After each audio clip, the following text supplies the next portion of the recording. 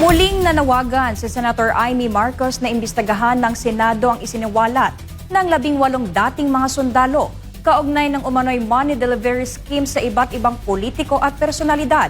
Si Sheena Torno magbabalita.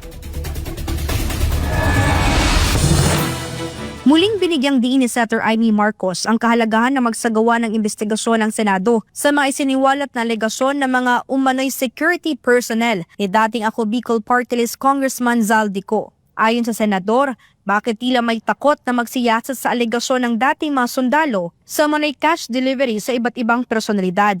Hindi dapat anya baliwalain ang mga affidavit ng 18 dating mga sundalo dahil mabibigat ang kanilang akusasyon laban sa ilang politiko. Kabilang sa kanilang affidavit ang 805 billion pesos na mali-maletang pera na idiniliver umano kay Pangulong Bongbong Marcos at dating House Speaker Martin Romualdez. Nagdag pa ni Senator Amy Marcos kung may pagdududa umano sa paratang, mas dapat itong imbestigahan upang mapatunayan ng mga nag-akusa ang kanilang sinabi. Iginiit pa niya na ang isang pagdinig ay hindi lamang para sa interes ng publiko, kundi para na rin sa proteksyon ng reputasyon ng mga inaakusahan.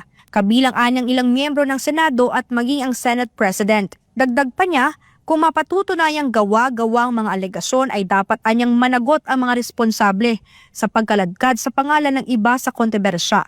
Giit pa ni Senator Amy na sa pamamagitan lamang ng investigasyon ay lalabas umano ang katotohanan.